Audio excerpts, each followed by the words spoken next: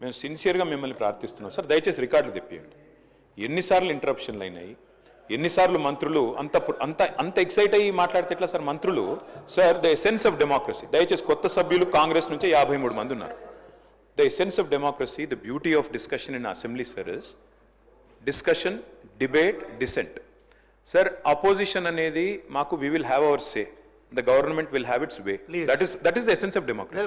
దయచేసి నేను వారిని మిమ్మల్ని కూడా కోరేది సార్, మంత్రులకి సంయమనం ఉండాలి, రిస్ట్రెయింట్ ఉండాల్సింది ట్రెజరీ బెంచెస్కి. అపోజిషన్ సహజంగానే మేము ప్రభుత్వం చేయని పనులు, ఇస్తానని చెప్పిన మాటలు, హామీలు మేము దయచేసి ప్రకాష్ రెడ్డి గారు, స్పీకర్ గారు ఒకటే రిక్వెస్ట్, మంత్రులకి మీరు దయచేసి చెప్పండి. ఇప్పుడు మేము కూడా ప్రొవోక్ చేయాలనుకుంటే మేము కూడా మాట్లాడచ్చు సార్, మేము కూడా చెప్పొచ్చు 30% కమిషన్ అని వాళ్ళ ఎమ్మెల్యేలు అంటున్నారు, 20% కమిషన్ అని సెక్రటేరియట్ లో ధర్నాలు అవుతున్నాయి.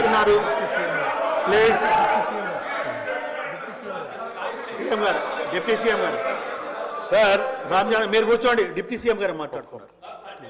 Sir essence of the democracy, చాలా సంతోషం కేటీఆర్ గారు లేచి చాలా గౌరవంగా మాట్లాడతాడని నేను ఊహించాను, ఓ సభ్యతగా మాట్లాడతాడని కూడా ఆశించాను. లేచి ఏం మాట్లాడుతున్నారు అధ్యక్ష? ఎసెన్స్ ఆఫ్ ద డెమోక్రసీలో డిస్కషన్ ఉండాలా, డిబేట్ ఉండాలన్నారు. సంతోషం.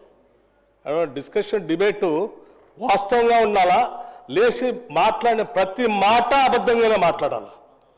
What are we doing? You are not misguiding the house, not only the house, the entire state you are misguiding. వారు ఏమన్నారండి? అభయహస్తం పేరు మీద అడ్డగోలుగా అడ్వర్టైజ్మెంట్స్ ఇచ్చామని చెప్తా ఉన్నారు. సివిల్ సర్వీస్ స్టూడెంట్స్ కోసం మన రాష్ట్రం నుంచి పోతున్నటువంటి విద్యార్థులకి, పేద మధ్యతరగతి బడుగు బలహీన వర్గాలకు సంబంధించిన విద్యార్థులకి, ఇంక్లూడింగ్ ఈడబ్ల్యూఎస్ స్టూడెంట్స్ కూడా, ఎవరైనా ఈ రాష్ట్రం నుంచి భారతదేశంలో నడుపుతున్నటువంటి యూపీఎస్సీ ఎగ్జామ్ కోసం డబ్బులు లేకుండా ఇబ్బంది పడతా ఉంటే వాళ్ళకు కొంచెం ప్రోత్సహిద్దామని చెప్పి మేము ప్రిలిమినరీ పాస్ అయినటువంటి వాళ్ళందరికీ ప్రతి